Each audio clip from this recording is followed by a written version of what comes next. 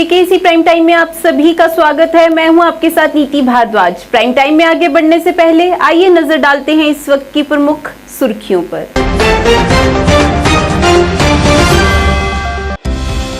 LG ने श्रीनगर में वन्य जीव सप्ताह वॉकथॉन को दिखाई हरी झंडी और वन्य जीवन के संरक्षण का किया आह्वान।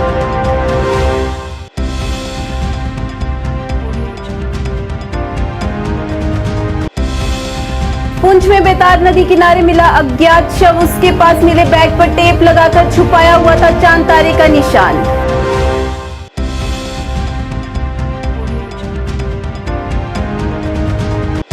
शिवसेना डोगरा फ्रंट की ओर से बैकडोर नियुक्तियों को लेकर किया गया विरोध प्रदर्शन, नेताओं के नाम सार्वजनिक करने की मांग।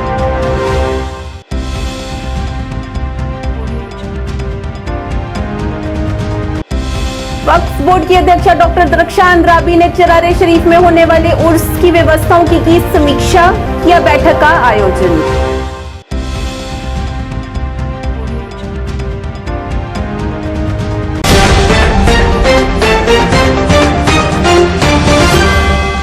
अब समाचार विस्तार से। एलजी मनोज सिन्हा ने श्रीनगर में वन्य जीव सप्ताह वॉकथॉन को हरी झंडी दिखाकर रवाना किया और वन्य जीवन संरक्षण, अद्वितीय और समृद्ध पारिस्थितिक विरासत की सुरक्षा और आर्थिक विकास को आगे बढ़ाने और सही संतुलन बनाकर पर्यावरण को संरक्षित करने के लिए जम्मू कश्मीर प्रशासन की प्रतिबद्धता की पुष्टि की। अपने संबोधन में उन्होंने जैव विविधता और वन्य जीवन के संरक्षण का आह्वान किया गया और 2008 में बंद पड़े त्राल में होंगल प्रजनन केंद्र को इस साल पुनर्जीवित और पूरा किया गया।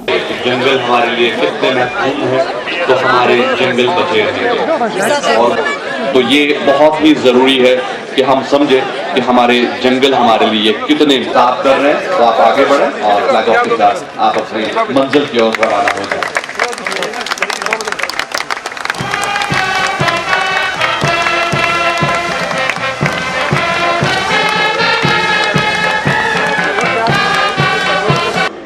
अर्थपूर्ण एवं अभिप्रायपूर्ण मानता हूं। आज श्रीनगर का यह वॉकथॉन सिर्फ 5 किलोमीटर का वॉक नहीं है, बल्कि जम्मू कश्मीर यूनियन टेरिटरी में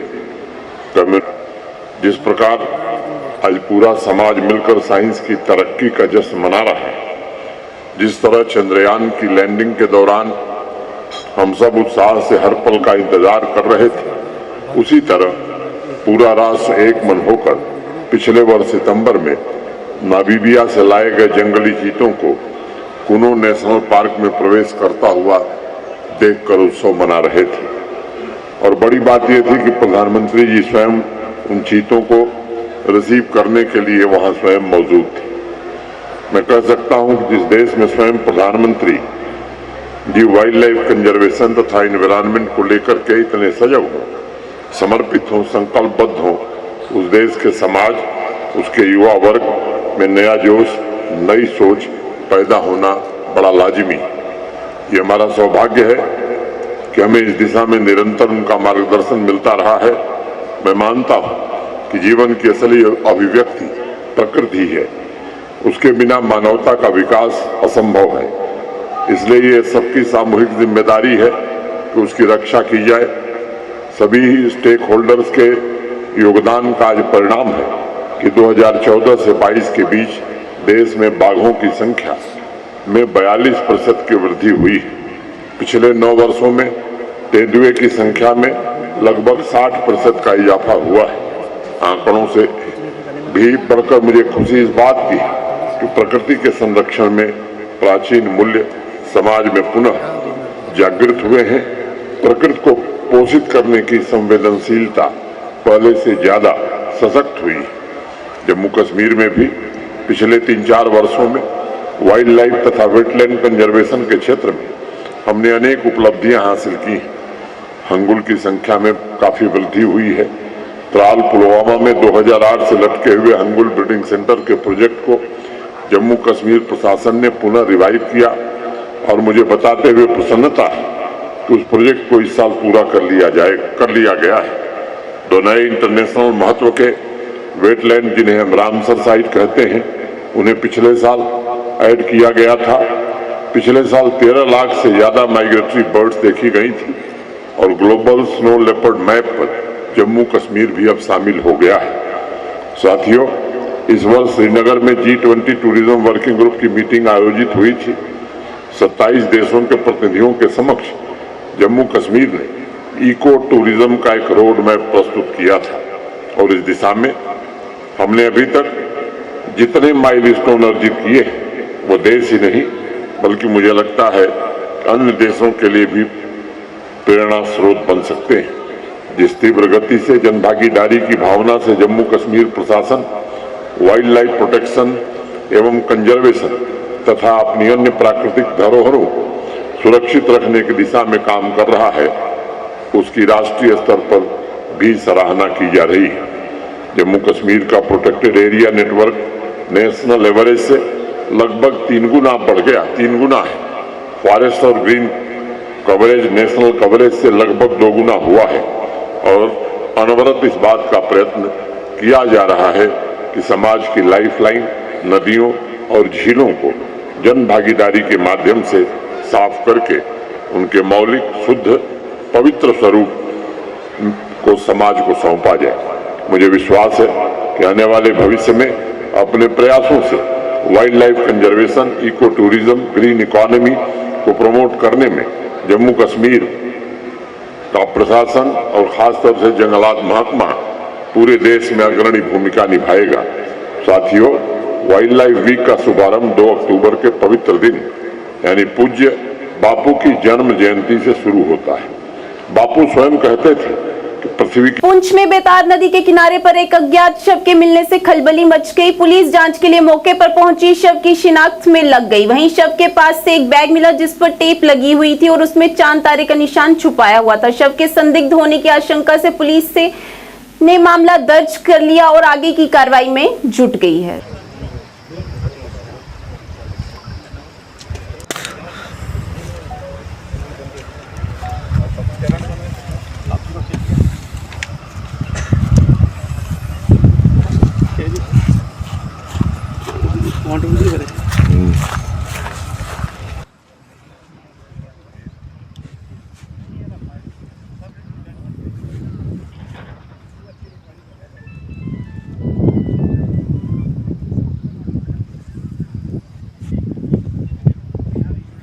अच्छा जी, तो फिर वहाँ से देखा तो मैंने अपने ताया को बताया। कितनी एज होगी आप? मेरी 13 साल हो गई।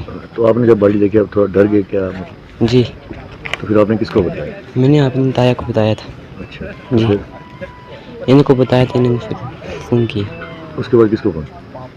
जी, ताया जी ने किसको फोन किया उसके बाद? उसको डीएसपी साहब। हाँ, आपका नाम? आकम दिन से। अगर नहीं बताएं क्या ये जो डेड बॉडी मिली है आपको कैसे पता? ये मेरा भतीजा इधर मक्खी काट रहे थे, पानी के लिए गए थे बतार नाले में, इधर नज़दीक ही है। उन्होंने देखा मक्खी पड़ रही थी ऊपर, मैंने कहा मेरे को बताया उसने फ़ोन करके। मैं घर में था, बुखार था मेरे को, तो मैं खुद आया, मैं फिर पुलिस को बताया, पुलिस इधर पहुंच गई। तो ये गांव का है कि ये कहीं बाहर कोई? नहीं, इधर का गांव का कोई नहीं है, इधर का हमें कभी देखा नहीं है। सभी कह रहे हैं कोई नहीं देखा, किसी ने नहीं देखा इधर। तो क्या लगता है आपको डेड बॉडी कितने दिन से पड़ी है? पता नहीं, मक्खी पड़ रही है, फिर क्या पता, हम इतने थोड़े जान सकते। मक्खी पड़ रही है, फिर 2-3 दिन होएगा, 4 दिन हो सकते हैं। मक्खी पड़ रही है, उसका जो अनाज है ये फूली हुई है, सोजे से है उसका। तो यहाँ पे आमतौर पर ट्राली वाला घूमते रहते हैं, तो उन्होंने तो देखा? नहीं, किसी ने नहीं देखा। मेरे भतीजे ने देखा सुबह, मेरा ये छोटा बच्चा 10 साल 12 साल का होगा। इसने बोला वो पानी के लिए जा रहा था बतार नाले में, तो उसे इधर से गुजरा तो मक्खी पड़ रही थी, उन्हें नज़र पड़ी, उसने डर के मेरे को बताया, तो फ़ोन पर बताया। मैं इधर आया, मैं फिर फ़ोन किया मैं पुलिस को, फिर वो पुलिस आ गई इधर। बस इतनी बात हुई। शिवसेना डोगरा फ्रंट द्वारा विरोध प्रदर्शन किया गया। इस मौके पर पार्टी प्रधान अशोक गुप्ता ने 2.5 लाख बैकडोर हुई नियुक्तियों का विरोध किया और इस दौरान उन्होंने कुछ नेताओं के नाम भी सार्वजनिक किए जिनके कार्यकाल में ऐसा किया गया था। रोष व्यक्त करते हुए उन्होंने कहा कि 98% बैकडोर नियुक्तियां श्रीनगर में और 2% जम्मू में हुई है। इस मौके पर उन्होंने एलजी सरकार से उन राजनेताओं के नाम सार्वजनिक करने की मांग करते हुए उनके खिलाफ सख्त से सख्त कार्रवाई करने की मांग की। है ना, बाहर धरने पर बैठे हुए, आज 100 दिन हो गए, कल 200 दिन हो गए, उनको उसकी जगह भर्ती करो। लेकिन मैं तथ्य लेकर के आया हूँ, मैं नाम बता रहा हूँ। ये देखो मेरे पास है नाम, ये देखो मैं निकाल करके बाहर लाया हूँ। एक एफिडेविट है जी, ये एफिडेविट किसने दिया? ये देख लो, रिज्यूम करो। Inspector general police state vigilance organisation JNK Srinagar Jammu, Alokpuri ने दिया। जूम कर लो, लिस्ट दिया साथ में, ये लो लिस्ट, वो भी लाया हूँ साथ में। Backdoor appointment made by the Mohammad Akbar Lone, Pakistan जिंदाबाद कहने वाला, सुप्रीम कोर्ट के संज्ञान में आने वाला। वो किस पार्टी का है? वो भी जम्मू वालों के इकट्ठे होकर के इंसाफ 10 तारीख को दिलवाएंगे ना। बैकडोर अपॉइंटमेंट करके जम्मू वालों को इंसाफ मिलेगा। और भर्ती किन्नी है श्रीनगर के किन्ने 98%, जम्मू के किन्ने 2%, वो भी को दे सियासतदाने दे, कोदा मामा, कोदा भांजा, कोदा ताऊ, कोदी कुड़ी, ये सारी लिस्टें हैं। अगर आप मांगते हो आपको देने को तैयार हूँ। और 98% लोग श्रीनगर के लगाए रुपया लेकर के। और कल एक लेडी मैंने सुना उसका भाषण, PDP की महबूबा मुफ्ती, वो कह रही थी अगर हैं तो बाहर निकालो। मैंने बाहर कढ़े, एक कड्डो, मैंने 37 बाहर कढ़े। महबूबा मुफ्ती जी मैंने 37 बाहर निकाले। मदनी कौन है? महबूबा मुफ्ती का क्या रिश्ता है उसके साथ? शरेआम कह रहा हूँ, वो भी अपॉइंट हुआ था। उसके बाद में ये लिस्ट है मोहम्मद अकबर लोन, विधानसभा, बात समझ गए? ये कितने लोग हैं?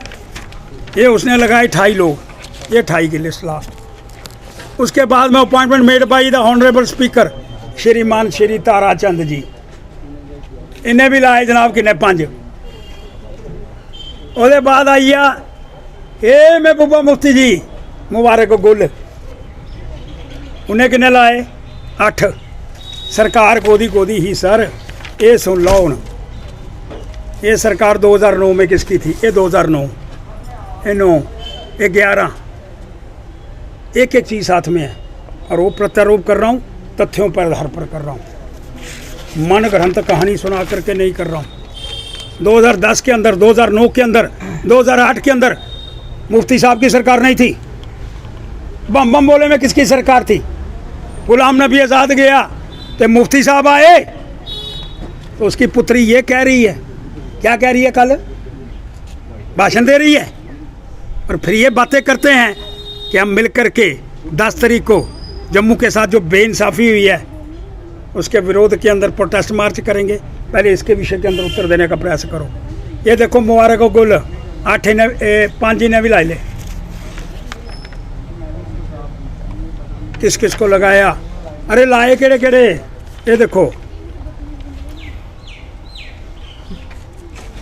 ये WWW मैन टेक्निकल पोस्ट दे दी उसको, 52,000 रुपये तनख्वाह बैकडोर अपॉइंटमेंट में।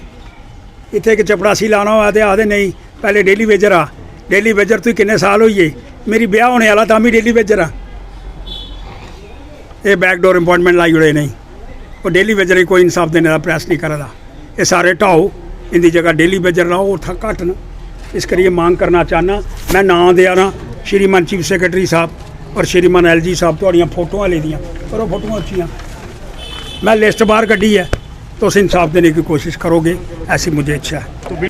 जम्मू कश्मीर वक्फ बोर्ड की अध्यक्षा डॉक्टर दरख्शान राबी ने चरारे शरीफ में आगामी उर्स के मद्देनजर तीर्थ यात्रियों के लिए की जा रही व्यवस्थाओं की समीक्षा के लिए एक बैठक की अध्यक्षता की। इस बैठक में बड़गाम जिला प्रशासन के वरिष्ठ अधिकारी भी शामिल हुए हैं। इस बैठक में उन्होंने सभी व्यवस्थाओं को सुनिश्चित करने के निर्देश दिए गए।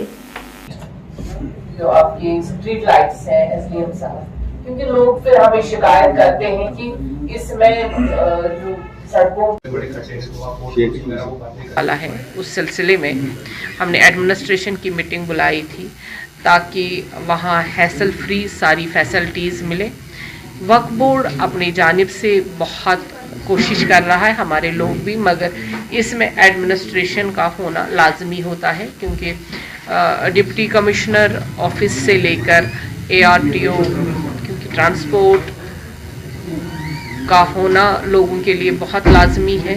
उस वक्त हैसल फ्री मूवमेंट भी हो जाए, कहीं वाटर सप्लाई आपके यहाँ पे बिजली की सप्लाई और बाकी चीज़ें जो वहाँ दरकार होती हैं, उनके लिए हमने सारे एक्सीएन साहबों से बात की, क्योंकि वहाँ पे ये भी नहीं होना चाहिए कि सड़क जैसे ख़राब हो, मैग्डमाइज हो। ये सारी चीज़ें हमने तय की और इंशाअल्लाह रहमान ये सारी चीज़ें लोगों को मिलेंगी और कोई भी प्रॉब्लम वहाँ पे नहीं होगी। इसलिए लोग आएंगे, क्योंकि हमारे शेखुल आलम रहमतुल्लाह साहब के साथ जो अकीदत लोगों की है वो बरकरार रहे। अल्लाह करे वहाँ से हमें रहमतें मिलें और हम आपके ज़रिए से लोगों को कहेंगे कि वहाँ जब पोशाक बंदी भी होगी और उर्स मुबारक मनाया जाए, सारे लोग आए, क्योंकि अब अमन है, खुशहाली है और इसी में हमारे पीडीपी के वरिष्ठ नेता रऊफ भट्ट ने श्रीनगर में पत्रकारों से बात करते हुए कहा कि हमारी पार्टी का समाज के प्रति महत्वपूर्ण योगदान रहा है और उनके शासनकाल में विश्वविद्यालय, कॉलेज, अस्पताल आदि बनाए गए हैं और गरीबों को भी मुफ्त राशन प्रदान किया जाता था। इस अवसर पर उन्होंने कहा कि पीडीपी ने लोगों की भलाई के लिए अपना योगदान दिया है और अभी भी काम कर रही। अवाम का इदारा है, उम्मत का इदारा है। ऐसा नहीं हो सकता है कि आज एक प्राइवेट लिमिटेड कंपनी आएगी तो कल दूसरी टेक ओवर करेगी। हमने जो किया है वो सबके सामने आया है।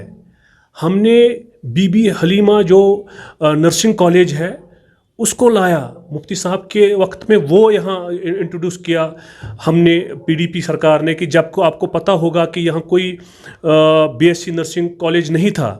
हमने मुस्लिम यूनिवर्सिटी जो हमारी इस्लामिक यूनिवर्सिटी यहाँ है उसको जो है हमारे वक्त में जो है बनाया गया, हमने बनाया। उसके बाद गुलाम शाह बादशाह जो यूनिवर्सिटी बनी वो हमने बनाई। उसके बाद आप देखो कि हमने जिनके घर में कोई मेल मेंबर नहीं होता था उनको हमने जो है बिल्कुल राशन दी फ्री, 1 साल के लिए राशन फ्री दी थ्रू जो है फूड एंड सप्लाईज। वहाँ हमने जो है 1 साल के लिए उनका पैसा रखा था वहाँ, और उनको टोकन देकर वो राशन डिपो पे जाकर वो अपनी राशन हर महीने लेते थे। तो इससे ज़्यादा हम क्या कर सकते थे? हमने जो किया वो सबके सामने आया है। हम ये समझते हैं कि आज जो हो रहा है हर चीज़ पे जो है टेक ओवर जो है गवर्नमेंट कर रही है, जिस तरह जो है यहाँ इंस्टीट्यूशंस को तबाह किया जा रहा है वो सबके सामने है। आज यहाँ देखिए ह्यूमन राइट्स कमीशन को जो है वापस भेजा गया, यहाँ कोई बात नहीं कर पा रहा है, सबके साथ जो है नाइंसाफियाँ हो रही है।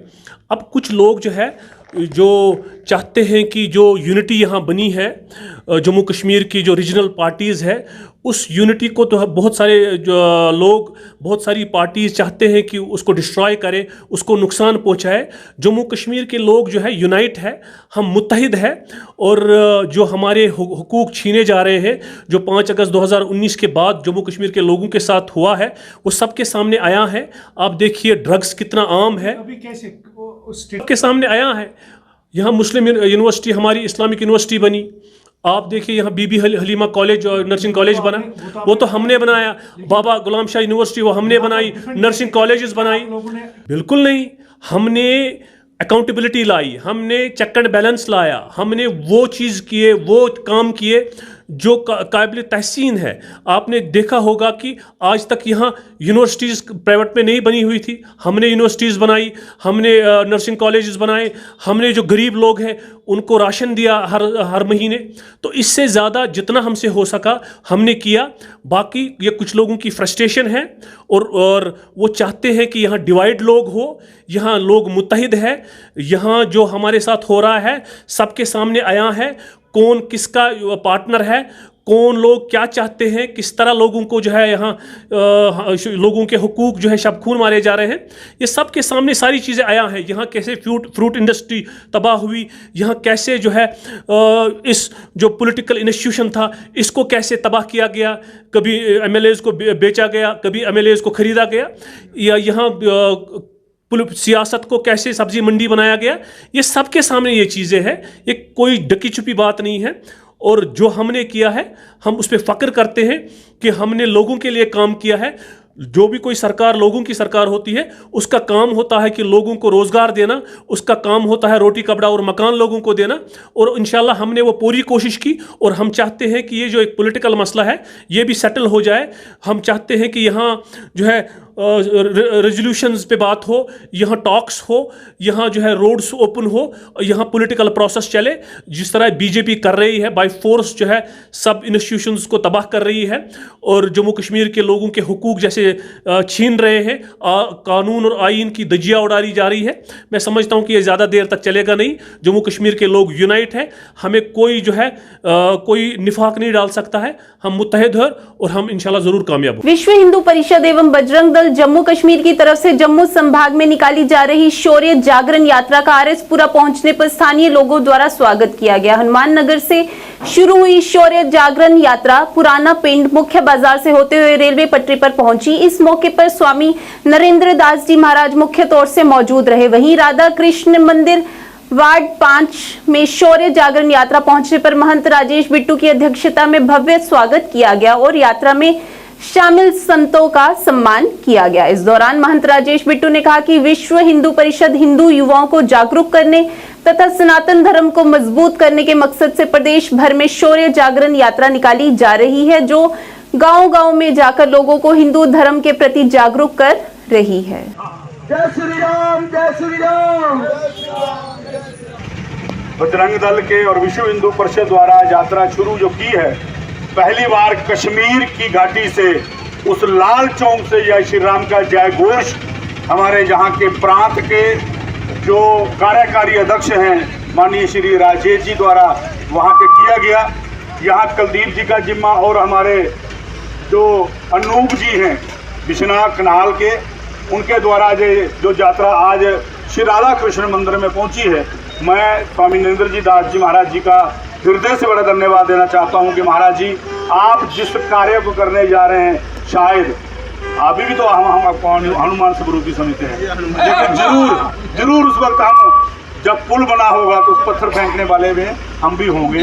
तो आज इसलिए राम कार्य करी वो आतुर, राम जी के कार्य को लेकर के जो महाराज जी ने यात्रा निकाली है, आप जोरदार जय घोष करेंगे। बोलिए महाराज की, बोलिए नरेंद्रदास महाराज की जय श्री राम।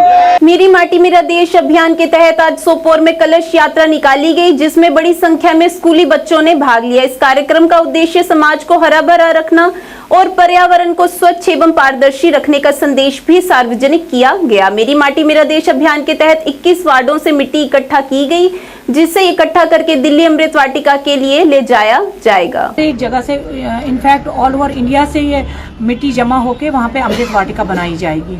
पिछले 1 महीने से 21 वार्डों में ये प्रोग्राम चल रहा था। आज हमने 21 वार्डों से, आपने देखा होगा कि 21 वार्डों से ये सारे कलश आज हमने यहाँ पे जमा किए हैं, यहाँ पे पहुँचे हैं। ये 21 वार्डों में पिछले 1 महीने से प्रोग्राम चल रहा था। हमारा एक प्रोग्राम 11 या 13 तारीख को भी होगा, जिसमें हमारे कुछ रिप्रेजेंटेटिव्स, कुछ ऑफिशियल्स ये मटका बारामूला लेके जाएंगे। फिर एक और प्रोग्राम होगा 22 या 23 अक्टूबर को, जहाँ पे ये डायरेक्टरेट में ले जाया गया। उसके बाद जो डायरेक्टरेट से सिलेक्शन होगा, उसके बाद कुछ PRIs और कुछ ऑफिशियल्स इसको दिल्ली लेके जाएंगे। अगर हम आपके साथ वीडियो शेयर करेंगे कि कितने उत्साह से यहाँ के लोगों ने इसमें पार्टिसिपेशन किया, हर एक वार्ड में लोगों ने इसमें अपना योगदान दिया, तब जाके ये आज यहाँ पे पहुँचे हैं। ये अभी आप सिर्फ 2 मटके देख रहे होंगे, लेकिन अगर आप हमारे साथ अंदर ऑफिस में चलेंगे तो हर एक वार्डों में से रोज एक कलश आता था, जिससे हम मिट्टी जमा करते थे या चावल जमा करते थे। श्रीनगर में 119 नए रंग रूटों के लिए BSF की पासिंग आउट परेड आयोजित की गई, जिसमें 115 रिक्रूट कांस्टेबल जनरल में बहादुर सीमा प्रहरी के रूप में BSF में शामिल होने के लिए पास आउट हुए हैं। इस मौके पर Ashok Yadav IPS IG BSF तथा कई वरिष्ठ अधिकारी मौजूद रहे। इस मौके पर आए हुए उच्च अधिकारियों ने उन्हें उज्जवल भविष्य के लिए शुभकामनाएं दी।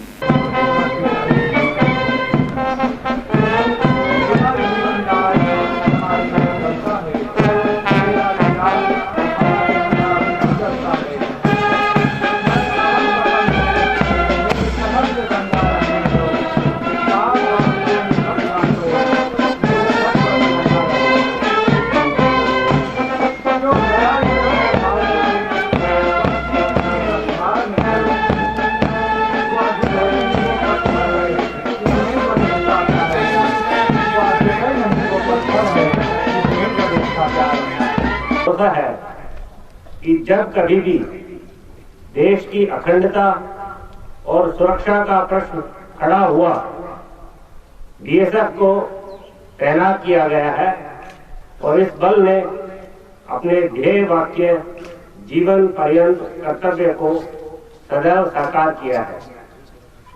आज सीमा सुरक्षा बल भारत पाकिस्तान और भारत बांग्लादेश जैसी महत्वपूर्ण सीमाओं पर तैनात है।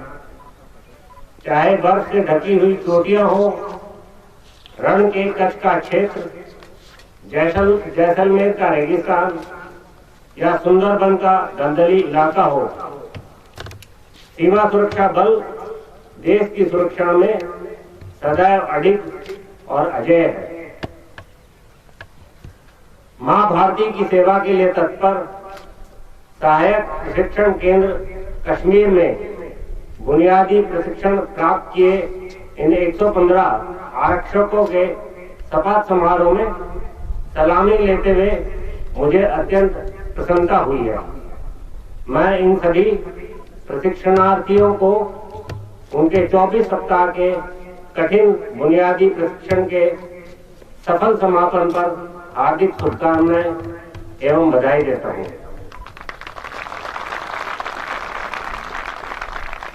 मुझे विश्वास है कि आपको अव्वल दर्जे का प्रशिक्षण दिया गया है, जो आपके कठिन परिश्रम और निष्ठा से ही संभव हो पाया है।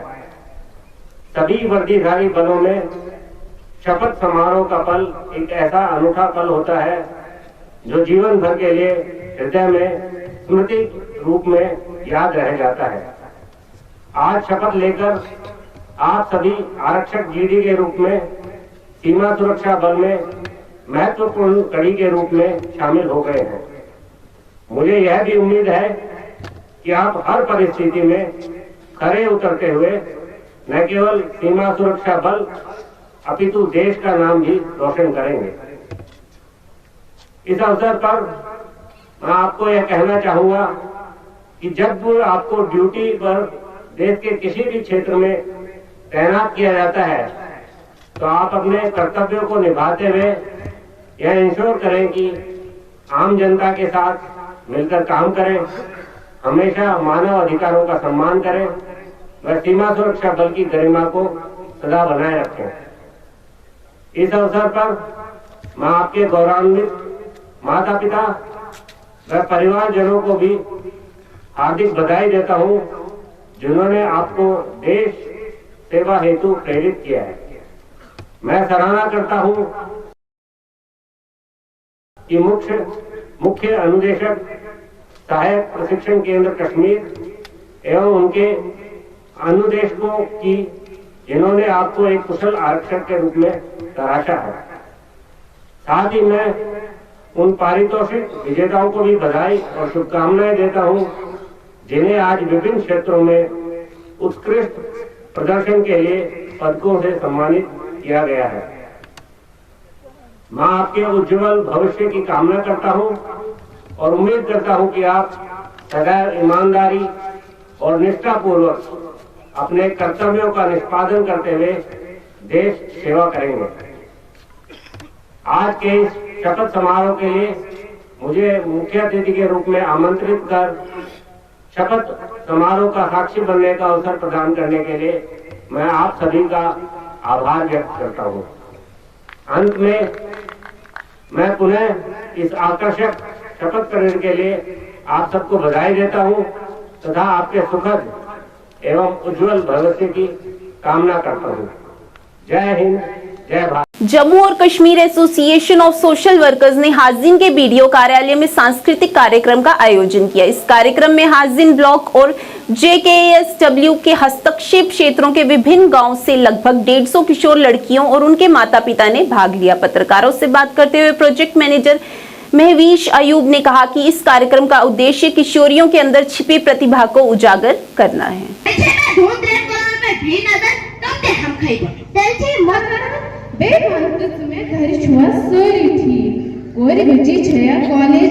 नाम सही जाना जाता था। आज शायद मैंने दूसरों से इतना पता नहीं था खुद को कि ये खुयामा कहाँ पर है। फिर हमारा मेरा हटवारा है, आपका हाजिन है, में हमारे बिल्कुल साथ अभी तक खड़े थे, और वो पर्सनालिटीज, वो ऑफिशियल्स जिन्होंने जब भी हमने अप्रोच किया तो they were there with us for us. Logical angle है regarding the family life, social life, religious life. वारिया ज्यादा सपोर्ट मिलान अम सत ब्रूस कर ना तो हेक्यो क्या कर, मतलब अगर कोर फुट तो मतलब दबा ना बस कहीं, मगर सेंटर मैम नाजिया मैम, उल्फत मैम, मेरी मैम उल्फत मैम, उसने मुझे बहुत स्ट्रॉन्ग बनाया। सह मे वन चे क्या तो कर, छक ब्रो कुन पाकुन, मोन शौक मोन ख्वाबन करा पूर, दपा चे क्या तो कर। जैसे आप लोग जानते हैं, हम पिछले कुछ टाइम से एक सीरीज़ ऑफ प्रोग्राम हमने स्टार्ट किए हैं जहाँ पर हम लड़कियों की तालीम, लड़कियों की अहमियत पे बात कर रहे हैं। तो इस रिगार्डिंग हमने पिछली बार बांडीपुरा में भी यंग वुमेन अचीवर्स को रिवार्ड करने के लिए प्रोग्राम किया था, और इस बार हमारा प्रोग्राम हमारे कल्चर के साथ जोड़कर हमारी लड़कियों का क्या रोल है, हमारी लड़कियों के क्या बीत रही है, और उनके क्या हुकूक और उनके क्या राइट्स हैं, और कैसे हम उनको अगर मौका दें कि वो कैसे सामने आकर, कैसे वो अपने टैलेंट्स, अपने हुनर को लोगों के सामने पेश कर सकते हैं। मौका मिले तो वो एक लड़के से कम नहीं है। तो ज़्यादातर हमारा फोकस इस चीज़ को लेकर था। तो हमारा जो ये प्रोग्राम है, हमारा कूर्च नूर करके प्रोजेक्ट है, ये प्रोग्राम हमारा पिछले 2.5 साल से चल रहा है। ये हमारा हाजन ब्लॉक में हमारे अराउंड 15 गाँव में हमारा प्रोग्राम चल रहा है, जहाँ पर हम अलग अलग लेवल पर लोगों की, लड़कियों के तालीम को लेकर, लड़कियों के हुकूक को लेकर काम कर रहे हैं, और इसी के सिलसिले में एक प्रोग्राम था। ब्लॉक डेवलपमेंट काउंसिल हाजिन के अध्यक्ष ने हर महीने के पहले सोमवार को होने वाली मासिक ग्राम सभा की बैठकों के संबंध में पत्रकारों से बात करते हुए कहा कि इसमें कई लाइन विभागों की लगातार अनुपस्थिति रहती है। उन्होंने बताया कि कुछ ही विभागों के अधिकारी इसमें महत्वपूर्ण भूमिका निभाते हैं और कुछ अधिकांश रूप से अनुपस्थित रहते हैं, जिससे स्थानीय विकास पहल में बाधाएं उत्पन्न होती हैं। इस मौके पर उन्होंने एलजी सरकार से इस संबंध में कोई ठोस कदम उठाने की मांग की, और साथ ही उन्होंने सफल कार्यान्वयन सुनिश्चित करने के लिए सभी संबंधित विभागों से सक्रिय भागीदारी और सहयोग की आवश्यकता पर प्रकाश डाला। डीसी चेयरमैन हाजन, जहां मैं एज ए बीडीसी चेयरमैन बैठा हूं, हाजन ब्लॉक 22 पंचायतों पर मुश्तमिल है। जितने भी लाइन डिपार्टमेंट्स, 2-3 डिपार्टमेंट उनमें जाते हैं, खासकर हमारा रूरल डेवलपमेंट होता है, और कुछ डिपार्टमेंट्स होते हैं, उन्होंने कुछ एम्प्लॉय को भेजते हैं जो न उसमें सॉल्यूशन कर सकते हैं, न उसमें कोई हल होता है। मैं जनाब आपकी वसादत से लेफ्टिनेंट गवर्नर जनाब मनोज सिन्हा साहब से गुजारिश करता हूं, अपने चीफ सेक्रेटरी साहब से, और मैं अपने district development commissioner doctor Uwais साहब से गुजारिश करना चाहता हूं एज ए बीडीसी चेयरमैन, या तो अगर इन लाइन डिपार्टमेंटों को अगर ये ग्राम सभा करनी होती है कि हर एक महीने के हर एक सोमवार को जो एक ग्राम सभा होती है हर एक पंचायत में, या तो उन पर ऑर्डर निकाल दीजिए और उन डिपार्टमेंटों को आगाह कीजिए कि जनाब आपको ये ग्राम सभा अटेंड करनी है और लोगों के मुश्किलात आपको देखने हैं।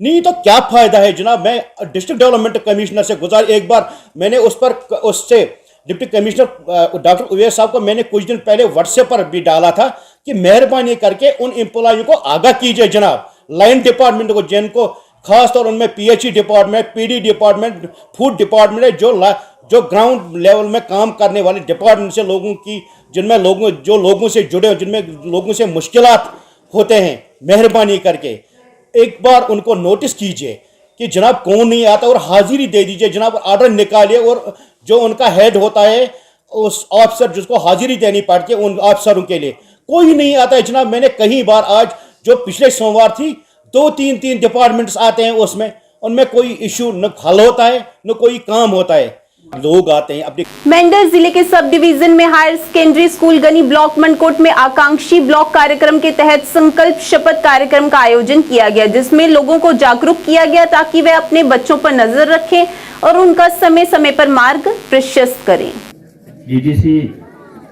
डीडीसी चेयरमैन अमानुल्लाह सर, तहसीलदार सर, बीडीओ सर, हमारे जितने भी अफसरान यहाँ बैठे हुए हैं, चाहे वो डिस्ट्रिक्ट एडमिनिस्ट्रेशन से हैं, चाहे सब डिवीजन से हैं, और मेरे टीचर साहबान और प्यारे बच्चों, सबको आदाब, सत श्री अकाल, सलाम, नमस्कार। पहले तो मैं आप सब जितने भी मीडिया कर्मी हैं, मैं आपका शुक्रगुजार हूं कि जो ये 3 तारीख से 9 तारीख का जो ये हमारे ये जो प्रोग्राम चल रहे हैं, इसमें आप बहुत अच्छे तरीके से कवर कर रहे हो ताकि ये जो हमारे प्रोग्राम है ये पूरा जम्मू कश्मीर पूरा हिंदुस्तान देखे कि किस तरीके से एक पिछड़ा हुआ ब्लॉक जो था आज की डेट में जो है वहाँ पे किस तरीके से जो गवर्नमेंट ऑफ इंडिया की तरफ से जो है एक संकल्प लिया है कि इसको हम आगे लेके जाएं। बाकी आज हमने अवेयर किया कि जिस तरीके से हमारे जो लोग हैं वो अपने बच्चों को लेके इतने सीरियस नहीं है, वो हमेशा एक शिकायत करते हैं कि टीचर या एडमिनिस्ट्रेशन के ऊपर ही उंगली उठाते हैं। मैं उनको भी ये बात कहता हूं कि ठीक है, कहीं गलतियां जो हैं वो टीचर्स की भी हैं, कहीं एडमिनिस्ट्रेशन की भी हैं, लेकिन साथ ही साथ हमारी जिम्मेवारी भी बनती है कि हम अपने बच्चों को जो है उनके ऊपर ध्यान दें, क्योंकि बच्चे ज़्यादातर हमारे समाज में रहते हैं और अपने माँ बाप के पास रहते हैं, 5 या 6 घंटे के लिए स्कूल में जाते हैं। तो हमारा आने वाला जो ये सरमाया है इसके ऊपर माँ बाप भी ध्यान दें। जब आवाम चाहेगी कि हमारा एजुकेशन, क्योंकि मैं इस चीज का खुद गवाह हूं कि जब हमें फंडिंग करनी होती है कहीं एजुकेशन में तो सबसे पहले उसी गांव के लोग जो हैं वो हमें रोकते हैं कि नहीं, स्कूल के लिए जो है आप फंडिंग मत कीजिए, हमें इंडिविजुअल जो है वो बेनिफिट होने चाहिए।